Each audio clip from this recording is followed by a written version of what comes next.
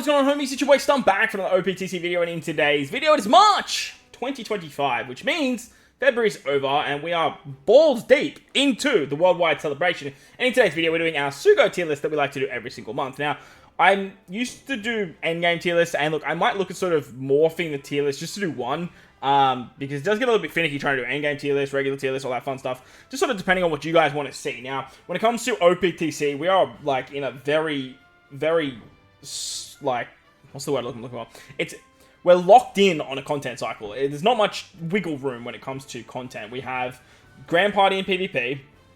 PvP is happening every single day, Grand Party once a month. We have Treasure Map, which is once a month, Kuzan, which is once a month, Super Boss every 2 months. Then we have Blitz Battles on occasion, and then which are basically just point farming units. And then we have PK every single month. And these particular events all have particular legends. PvP Legend, Kuzuna Legend, Treasure Map Legend, and then just your regular end of month batch, which is stereotypically your PK Legend. We'll call them the PK Legend. We also have Co-op as well, but Co-op hasn't changed in literally a year. So, like, these characters still hold the same place they did 12 months ago when it comes to Co-op. So, let me know if you guys want to see some changes to the tier list. But, basically, we are ranking these characters on how they perform in the entire game. So, if you go over to Event Island, you click on the Recollective Archive, every Coliseum, every arena, every fun stuff, every forest, everything you find, you basically can use these characters for. And we're going to rank them in terms of their power, their usability, their utility, their classes, their color, and how effective they are with team building and how effective they are in those particular pieces of content that I spoke about. So, like I said, let me know down below. And remember, this is just a subjective opinion of me playing the game for like the last 8 years. If you guys agree, let me know in the comment section below. If you disagree, keep it respectful, but please let me know in the comment section below too. While you're down there, give me a hashtag, your favorite legend in the game right now. And with that said, let's dive in. Alright, so as of last month, this is pretty much what the tier list looks like. We had the New Year celebration, and then we had the start of the Egghead batch, which has led into the worldwide celebration of 2025. Just be mindful too, we're probably going to get another legend in like a week. If I had to guess, like, this Saturday coming for me will be like a legend banner for the Treasure Map Legend, and that's probably going to be a part 2 to the worldwide celebration. It'll probably be an anniversary exclusive part, and there's like a 99.9% chance, I'm going to say, of there being another legend for the worldwide celebration. So, yeah, it's just the way the cookie crumbles when it comes to this sort of stuff. So, at the moment, this is the top 10. Zoro Sanji, best legend in the game. In terms of the top 10, I don't think I need to move too much. I think maybe we do this. That's probably the only thing that I would change that I can see up the top here. Maybe something like this. This guy here has definitely dropped off quite a lot. He's great for new players, though, so, like, that's where I'm kind of like, if you take every piece of content in the game, like Forest and all that sort of stuff, like, this is the man I'm taking. But Ace is amazing, Yamato's incredible, like, this Gear 5's still great, this Gear 5's great, this Gear 5's great too, so there's this one. All the Gear 5's are great. Roger, fantastic, you can pick him up in the anniversary exclusive banners right now, and then Nami Karina are just still friggin' insane. God tier, like, these characters are all, like, within the echelons of conversations of possible top 10s. If you have some of these in the top 10, I would definitely understand why you have them in the top 10. Some more than others, but these characters are all absolutely fantastic. I think we could probably drop some characters down from this meta tier into sort of, God tier into meta, and then sort of drop some meta characters down into some of the lower tiers. As we go down, we've got ST captains, S tier sailors. This is basically really good as a captain, really good as a sub, and then as you guys know, it kind of gets worse and worse as time goes on. We have S tier level limit break. These characters all need 10 copies to be at their max potential, and then PvP mainly. Like, yeah, you're pretty much only using these characters as PvP, and I basically made this tier because PvP legends are not used anywhere else in the game. Like, the 20 cost update, like, you're basically only using these characters as PvP units. Like, that's unfortunately what they've become. We've completely moved away from PvP rare recruits, unless they have, like, a PvP legend and then a PvP rare recruit alongside them. I feel like we're going to be getting PvP Legends every single month, so big reason why that's here. And as you can see, we kind of go down A tier captain, A tier sailor, blah, blah, blah. You guys get the gist, right? As we get down the bottom here, like, bad for now, like, they need help. Like, if you guys don't see a character higher up, maybe screenshot this. I would still recommend keeping 1 copy of everything. Oh, we have this tier here too, Grand Voyage must. Like, when a new Grand Voyage comes out, we do love to give characters the respect they deserve, but Grand Voyage is dookie game mode, no one likes it. Support, like, if you get these characters maxed out support, that's all you really need, and you can kind of call it a day there. So, basically, that's what we're working with. Let's quickly scroll back up the top. Sorry for all of the clutter, if it messes stuff up. I'm going to make some changes. I'm going to make some pretty big changes too, actually. I think God tier is probably looking a little bit overcrowded here. I'm going to drop Uta down here.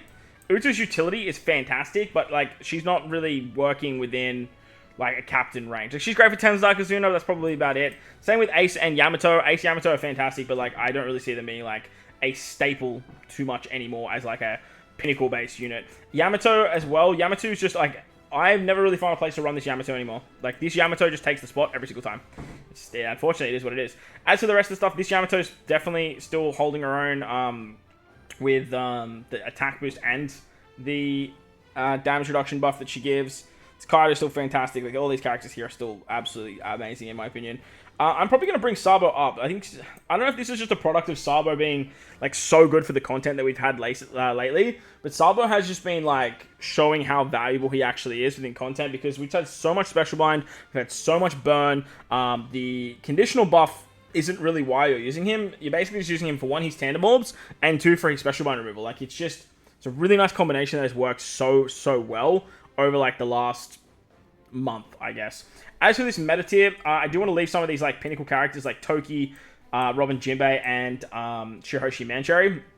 I do want to bring Big Mom can probably come down to ST Captain now. I feel like you're really only using Big Mom as a damage dealing, like, hit stick. Sai and Leo definitely come down to ST Captain. I still love Sai and Leo, don't get me wrong. They are phenomenal, but, like, yeah, they're definitely coming down. As for Zoro, he's still very good. Brooke's still exceptional. I think Sabo and Ace can probably come down to S tier captain. Like, even though I just can't do it. Big Mom, Robin has to come down to ST Sailor. We're getting a lot more double stacking conditional boosts, so that's a big reason why I want to sort of start moving some of these characters and, like, moving them away from why they were so incredible when they first came out.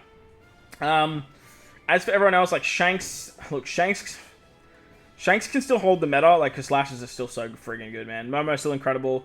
Wiping and Ace is very good. Kinemon Denjiro, like, I don't know if they make the cut. Same as Kaido and King. I feel like Kaido and King and Odin, Kinemon Denjiro are definitely, like, falling off. This Luffy, definitely ST Captain. You're only really using him for his Rainbow Affinity, and then that's basically it. As for these guys down here, I really like pretty much all these characters here. I think they're all friggin' fantastic. I'm gonna bring character out. Nah, definitely an ST Captain. Like, you definitely want the speed. Yeah, I think that's pretty much fine. ST Sailors, we're looking good there. ST level limit break. We can pretty much move on from here, I guess. Like, everything else is kind of just jumbled in terms of characters. Like I said, I'd be keen to just sit down and do this tier list again. Really starting from scratch. But, like, look how many characters we have, man. Like, we have so many characters in this freaking game. They're like, it's gonna take so long to get through them all, but it's a lot of time that I don't actually have. So, we have 6 new characters to talk about. I have included Weevil in here, even though he wasn't in February. Basically, just because I'm a little bit late to the party, and I'm doing this on the 3rd of March, instead of doing it right towards the end. But Weevil, we're going to start with Weevil, just because it's an easy positioning for him. He just goes straight into top 10. He's, like, the best unit in the entire game. No, I'm just kidding. Weevil sucks. He's so bad. We're going to put him into PvP mainly. He's great for a quick team, but quick teams are struggling something fierce. They did get Green Bull and Fuji quite recently, but they're not a devoted quick-based unit. Also, this Kuzan got a 6+, so we are definitely going to have to bring him down when we go and make our way down too, though. But as for other characters in PvP, like for quick teams, like, you do have some options, but, like, you're really struggling with, like, what exactly you want to run. Like, if you're versing strength, you can bring Jinbei and Hachan and all that fun stuff. Kainu can still work fairly well against strength as well. But, like, nowadays, I can't really see where Quick is flourishing. Like, Magellan, Kaido, they are fantastic options as well. But, yeah, like, he's like a mini S-Hawk for Quick, but Quick just don't have that sort of surrounding basis to, like, keep them afloat. That challenge was, like, fairly... No, I wouldn't even say it was fairly hard.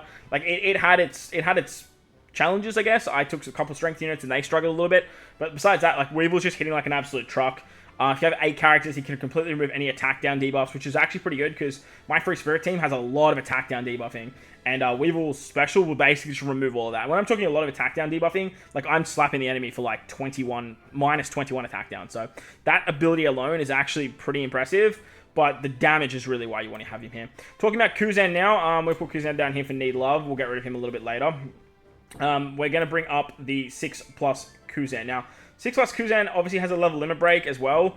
In regular play, he's very interesting. He's based around the primary colors. He is a Rumble Legend. Technically, he's a Rumble Legend. So he's a 20 cost in Rumble, and he does boost Strength, Dex, and Quick characters. His special now becomes a Orb boost and Color Affinity boost for 3 turns, I believe at level limit break 5. His captain ability, I couldn't even tell you what he does. He doesn't seem like an overly great 6+. I haven't had a chance to really sit down and play with him. I have been using him for stuff like PK, I've been using him for stuff like the Blitz, because he does a lot of damage, but that's realistically all he's doing. As for PvP, I can definitely see him being used in PvP. I definitely can see this guy as a bench unit for stuff like Free Spirit teams. I can definitely see him as a bench unit for shooter teams. I can definitely see him being used on the quick team. Very similar to Akainu's buffs. He's a very, very good unit when it comes to PvP, and on top of that, having that 20 cost tag allows him to be a lot more flexible and versatile with other legends that you can bring on the team. So I'm bringing him to PvP mainly. Like, I'll probably do a PvP showcase on him, but I just find that the 5+ Kuzan just seems like way better than this guy. So fortunately, you're probably not really ever going to use that Kuzan as much as I'm sort of leading on to be. Next, we've got Buggy. Buggy seems incredible, man. Like a fantastic unit. Most of the time, I end up just putting these characters into meta, and then we sort of see where they go from there. Buggy is just like demonic for driven teams. He has the class effectiveness buff, just like Sileo and Sabo do for driven-based characters. He obviously has like a super tandem, I believe. I think it's a super tandem. I want to say it's a super tandem. Maybe it's a final tap with the, if you have like the what's it called characters. If you have all of the cross skill characters, or some cross skill characters, you get the final tap or whatever. But basically, he's just built up around all the really niche damage buffs. He removes Special Bind, I believe, or maybe he removes Bind. I believe he removes Bind and Special Bind. It might be a combination. No, Special Bind is a captain, and then Bind is a special. That's it. And then he does like I said, he does increased damage, a class conditional buff. He does resistance down. He does just a bunch of very, very valuable things that just allow you to get a little bit more damage when it comes to your driven-based build. So he buffs everyone too. If you have a cost of 40 or less, he does even more buffs with driven characters. But just having a straight buff to everyone is really, really nice. He's super class, or his super type does allow you to get a strength orb on himself, and then he rotates all orbs to his own, so you get a full body strength orbs, which is great going through matching as well. So that's a really, really nice touch with his special. It was great for the treasure map that he came out with. Next, we've got Robin and Chopper. Robin and Chopper, honestly, to me, seem so good. Very similar to these particular Egghead characters that came out as the end of month batch. They have an ability to give either a base attack boost or a chain lock, or chain boundary I should say, at the start of the quest for 5 turns, which is very, very interesting, because then you can basically use this to sort of carry it in through the quest, whether it be for 3-stage quests, or for those longer 5-stage quests, provided you have a way to extend that set ability. Now, Zoro and Kaku do it as well, which we'll talk about in a second, but Robin and Chopper actually have the ability to extend that with their super swap ability. So in stuff like Kazuna, which is a 5-stage event that has interrupts, so say you come in, you get a 5-turn buff, the interrupt procs, it goes down to 4 turns on the start of the quest. You move into the next turn, you're on 3, the interrupt makes it 2, and then you move into the final stage, and unfortunately it's gone. However, with their super swap, they actually extend it by 1 turn, which means for these longer 3-stage Kazuna quests, you actually can carry this into the final stage, and I think this is phenomenal. Like, it's actually insane. So they're going to be great on fighter teams. They're going to be great on cerebral teams. They do base attack buffing. They do a chain boundary. They also have the ability to do the damage reduction conversion buff as well. Very similar to Daisaileo and all the Yamatos that can do that, which is very good. But like most of the time, you're going to be bringing Yamato anyway, so you're going to have that particular buff. But this ability to sort of just extend it just makes them really, really valuable. Still don't think they're meta, because like cerebrals and fighters are just like, they're lacking. But look, they are getting stronger, as you can see with these egghead units. But at the same time, like they are, like I said, they are still definitely lacking. They obviously, they give us like some pretty basic buffs too. Their captain ability removes attack down too, which is very, very valuable. Any captain that removes attack down is always seeing play. Like K-Dads was seeing play for ages. Blackbeard was seeing play for ages. Just phenomenal ability to just remove attack down, which is great. Moving on to the worldwide celebration now. We're trying to keep this video as nice and short as possible, but we have the 2 new anniversary exclusive characters. And just like I said, just be mindful that these characters will be back for the anniversary in May. So if you don't pick them up here, there's a good chance in 2 months' time you'll probably pick them up there. But we also should have a part 2 coming out in like a week. Like a week and not even a week, like 5 days I reckon it is.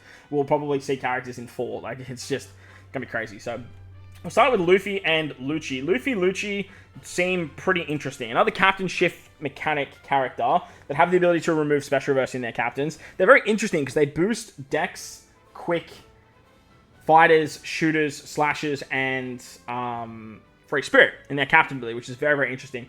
If you have like a dex fighter or a dex shooter, they do different stuff. They can apply set target, which is for everyone, by the way, which I actually just learned after doing my showcase. So that's a fantastic ability. Having the ability to A set target where everyone's doing 1.75 damage might be a little bit less than, say, like Cross-Guild, who's doing 2 times for slashes and driven. But because you're doing for everyone and you have 4 separate classes that you're boosting as a captain, is just absolutely phenomenal. Their captain shift is very interesting, giving that crit buff, allowing characters that have this ability like Roger Gaban that can remove certain damage reduction threshold effects with their perfects. It's actually great to get that, just like Roger Gaban has as well. It's interesting because Roger Gaban and this particular Zoro, no, that's not Zoro, Luffy and Luchi have the ability to captain shift to the middle right, and they both have that ability to give the crit buff and then remove something depending on who is the captain. So Zoro, I'm going to do this so much. I'm looking at Zoro Sanji and I keep saying Zoro. Luffy and Luchi have the ability to remove defense up and resilience as long as a barrier pen unit triggers barrier pen, where Roger Gaban and Zoro Kaku have the ability to remove defensive effects with a crit buff. So you can chop and change between your captains between these 3 units and then just remove a whole bunch of different debuffs, which is really nice. The downside, the massive, massive downside that I see to Luffy and Luchi is that you don't need the resilience removal. It just doesn't exist. And with Zoro Kaku setting defense to 0, like, again, you don't really need the defense up removal. The defense up removal will come in handy. It's only 1 turn, but it is what it is. It definitely will come in handy at some point, but I just can't really see it being like the be-all end-all. What I do love about this character is we have a Luffy that's a shooter now, so Luffy can pop up on shooter teams, which is great for characters that need like super tandems with Luffy, need characters that need Luffy's for final taps or rush abilities, all that craziness. But overall, like, they're a pretty lackluster character. Like, they're doing some nicer buffs in terms of the double stacking conditional buff, which is pretty unique. They can give a condition as well, a conditional buff for paralysis and delay, but they don't actually apply that condition, which is like the weirdest part of their kit. They give tandem orbs, which is great. They have the worst final tap in the game, removing resilience. So they're just meta for fighters and shooter teams. But at the same time, because they have slasher and free spirit in their tag, like, they can just do wonderful things, just captain shifting into captain, then captain shifting out. They have base stats on their switch as well, their regular switch, which can be overridden. So they can do some pretty nice stuff. They're a pretty nice character, but definitely the shining light of the worldwide celebration is Zoro Kaku.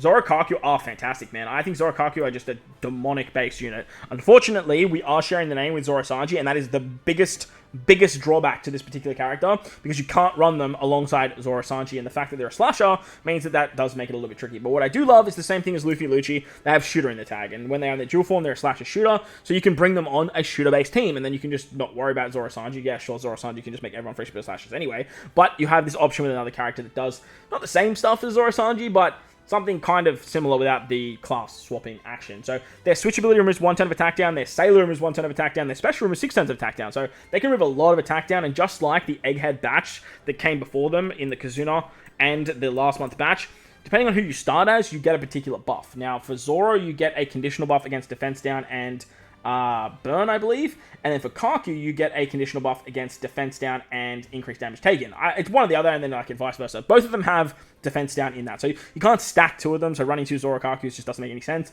What you can do is run a Zoro Kaku with a character like this, or character like this, and then you captain shift out of them. Now, they do have a super swap, which gives a 1.75 times attack and or boost rainbow that is overrideable. So again, very similar to this particular ability, except just nowhere near as good.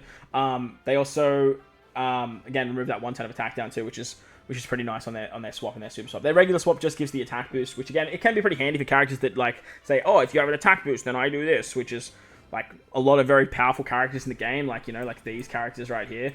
Not you, and like you. But that's where this unit is really shining in my opinion. The fact that they can just give so much attack down, and being on that shooter-based build. Their special ones, whilst also removing attack down, also has the ability to remove the attack down with a certain slot, which is very, very niche. Like, we haven't seen that ability since Atlas, which is like, where's Atlas? And Odin. This Odin at level limit break. This Odin at level limit break 5 definitely is just a demon at what he's doing. Honestly, he should be down here because like you need him at level limit break 5 for him to actually work in that regard. And then Atlas is the other one, another attack down removing captain. So having another character that can do that for slasher based teams, for shooter based teams, is going to be very, very valuable. On top of that, they give a chain boost at 2.0, plus they're a chain boundary unit, which is very, very good. And with their super swap, their special, all that fun stuff, they can actually extend the conditional buff that they give at the start of the quest Their super swap sets defense to 0 as well. It goes past full throw immunity. And their regular swap is setting defense by 50%. So for the first couple stages, you're doing so much damage with this character, provided you start with them as a captain to get that conditional buff, that you're just continuously setting defense to 0, and then you're just continuously doing loads of damage. Zoro and Kaku also give you 2 turns of super swap charge, which is very, very valuable. Another thing about this character too, actually, is their captain shift gives 2 turns of super swap charge, which is going to be fantastic for Kazunas. All those areas where characters aren't class boosted and don't get super swap charge, like the combination of these 2 characters is just 4, straight up. 4 super swap charge on top of like actually switching with the character is going to be so valuable in those like bigger damage events. So I think Zoro Kaku, they definitely pass the test for me. They're definitely my kind of unit. The captain ability is up to 6 times, which again is against for fighters, slashers, free spirit, and shooter characters. So they're a fantastic character that you can either swap in and swap out of with all these captain shift shenaniganry, and definitely one that is going to see some play over on free spirit teams, slasher teams, and here and there when it comes to bigger damage events because of that captain ability too. So that's the tier list for the month of March. Hopefully you guys enjoyed the video. Again, if you agree with anything, let me know in the comment section below. If you disagree with anything, let me know down below as well. Again, let me know your favorite legend or your favorite legend release over the last sort of, let's say 12 months. Let me know your favorite legend release over the last 12 months. Hopefully I'll have a PvP tier list video up pretty soon. Once we get that next character, like I spoke about for the anniversary, that's probably when I'll do an updated PvP teams. Nothing's really changed too much. Like the buffs that the shooter team got obviously are pretty substantial, but I'm not sure really if that shooter team kind of breaks the mold of the meta. But if you guys did enjoy the video, like I said, put the like button, hit the subscribe button, do all that good stuff for me. Most importantly, wherever you guys are in this beautiful world, please remember to enjoy the rest of your day. As always, homies, thank you all for watching, and I'll catch you all in the next one. Later!